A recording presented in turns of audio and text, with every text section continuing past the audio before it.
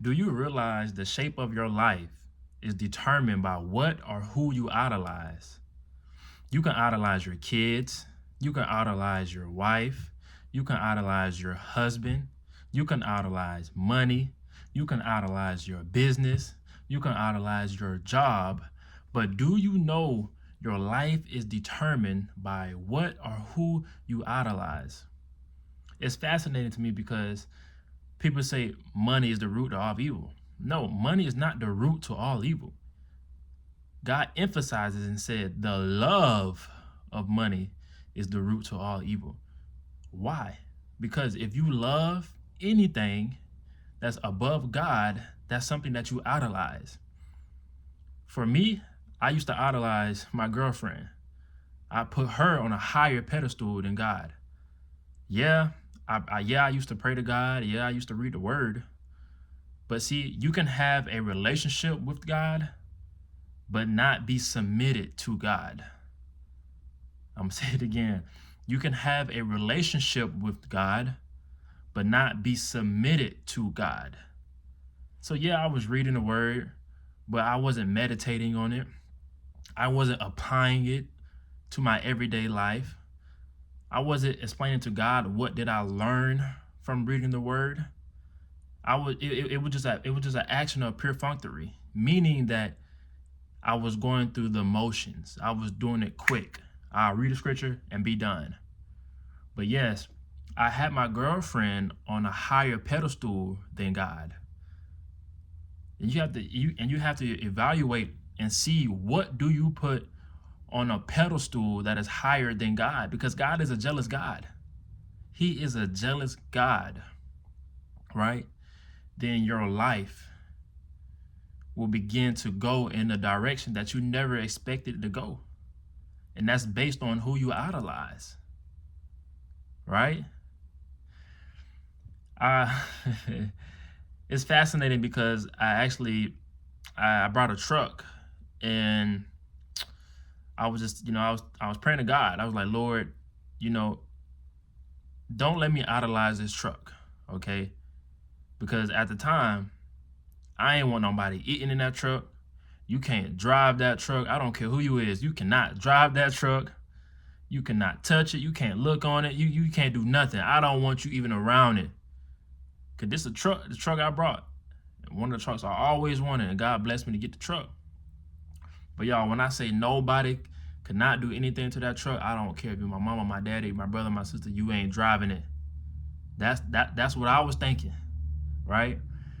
But I said, Lord, just show me, convict me, Lord, show me. Show me what do I put before you. All right, if I put anything before you. Y'all, I kid y'all not. After that prayer, my mama called me. She said, hey baby, can I drive your truck out of town? And I just began to laugh. And I said, yes, ma'am, you can drive the truck. You can drive it out of town. But see, you have to evaluate and ask God to show you what do you idolize. Because sometimes we can think we don't idolize anything, but at the same time, we could be idolizing something that we're not aware of. So ask. And I read a scripture today. I read 1 Samuel today. That thing convicted me. And that's a good feeling. Once you reading the word, or once you praying to God and you working on yourself, you becoming hyper focused, hyper obsessed with developing yourself and growing as a woman of God and growing as a man of God and applying principles to your everyday lives. It's good to get that convicting feeling, because it's a sign of God is working in you, and he's molding you, he's changing you, and he's developing you. You are growing. So as I was reading 1 Samuel today, it was talking about the Philistine and the Philistine and Israel. They went to war, and the Philistine, they ended up taking the Ark of Covenant, the Ark of the Covenant from Israel. They took the Ark of Covenant from Israel. They took it to their country inside of their temple. But mind you, they already had another god inside of that temple, and their god was called Dagon. They had a god inside of that temple called Dagon. Now that they captured the Ark of the Covenant from Israel, they took that Ark of the Covenant put it inside of their temple, and offered the Ark of the Covenant a sacrifice to their god, Dagon. Now, as I was reading this, I said, man, what in the world? What made you want to do that? That don't make no type of sense. You want to put you're gonna take the Ark of the Covenant, put it in your temple with your God, right? Who's called Dagon, and you're gonna offer the Ark of the Covenant as sacrifice to Dagon. But mind you, y'all, this is so powerful. Whenever they put the Ark of the Covenant inside of their temple, they woke up the next day. How about Dagon, which is their god, was faced on the ground? It fell over. So you know what they did? They picked Dagon up. They placed him back on the temple. The next day, they woke up. Dagon was on the ground again, but here's the fascinating part about it. His head was gone. His hands was gone. It was just shattered. It was shattered. And they was like, what in the world is going on? What is going on? And that's when they knew that the Lord's hands was against them. So instantly that taught me that if you have other gods before God, the Lord's hands will be against you. So they took the Ark of the Covenant and they took it to 2 other cities. Now, mind you, when they took it to 2 other cities, that's when the plague became upon the whole city. People was getting sick. Rats was coming. People were screaming, shouting, because they had other gods before God.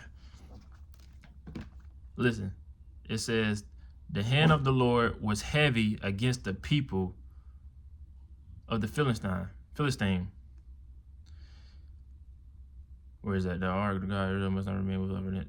Yes, so verse 7 says, the ark of the God of Israel must not remain with us, for his hand is hard against us and against Dagon our God. That's 1 Samuel chapter 5. I'm going to go on and read verse, where is that? I'm going to go on to chapter 6 and read verse 3. And it says, they said, if you send away the ark of the God of Israel, do not send it empty. So now the Philistine, I keep turning that word up, the Philistine, they went to a priest because they were trying to figure out, what should we do with this Ark of the Covenant? Where should we take it to? Should we take it back to Israel? So the priest said, yes, take it back to Israel, but don't send it empty. And I know, like, mentally, they probably thinking like, what you mean don't send it empty? And the priest said, but by all means, return him a guilt offering, then you will be healed. And it will be known to you why his hand does not turn away from you. And they ask, what is a guilt offering? So now they're asking the priest, okay, since you want me to take it back to Israel, but not empty, you say offer a guilt offering, but what is a guilt offering? Right? And he replies, says, 5 golden tumors, 5 golden mouths, according to the number of the lords of the Philistines. For the same plague was on all of you and your lords. So you must make images of your tumors and images of your mice that ravage the land, and give glory to the God of Israel. So now you got to sacrifice your gods to the one and only, which is the Lord. So the takeaway of this, y'all, and y'all should read it, is 1 Samuel chapter 5 and chapter 6. Read it. The takeaway of this, y'all, is do not idolize anything before God. Because as you can see, the Lord's hands was against those people in that country based upon other gods that they served. Yes, the Lord's hands will be against you. God is not, we are not mocking God. We are living for God. We're going to honor him. We're going to respect him, and we're going to live by his principles. That's all the Bible is. It's teaching you how to live in this earthly realm. God is a jealous God. He don't want you to serve other gods before him.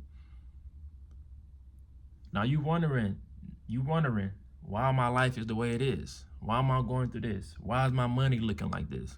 Why are my kids acting up? Why is my marriage like this? Why is my relationship like this? Why is my job like this? It's a bunch of chaos going on. I'm getting sick. I'm getting headaches. I'm getting fever. Like, what is going on? But you have to sit down and evaluate your life and see, what are you putting before God? Are you spending time with God? Are you praying to him? Are you meditating to him? Are you worshiping him? Just put on some music. Put on some gospel music. Sit down and just be in the presence of the Lord, and just say, Lord, I thank you for what I have right now. Just be in the presence with him. That's all he wants. He wants a relationship. He wants a relationship. But seriously, y'all, I had to learn this the hard way. I told y'all, I put my girlfriend on a higher pedestal, way higher than God. Honestly. And the relationship was good, but my actions, my thought process, my behavior was not aligned with God, right? I couldn't communicate. I was a man full of slave. I was a slave of my sins. All because she was on a higher pedestal and God was not my foundation. God has to be our foundation. He's the rock. He is solid. So y'all be blessed and evaluate your life. Remember that the Lord's hands will be against you if you have other gods. If you have other gods that you idolize, that can be money, that can be your car, that can be your house, that can be your couch, that can be a video game, that can be a friendship, a relationship. Evaluate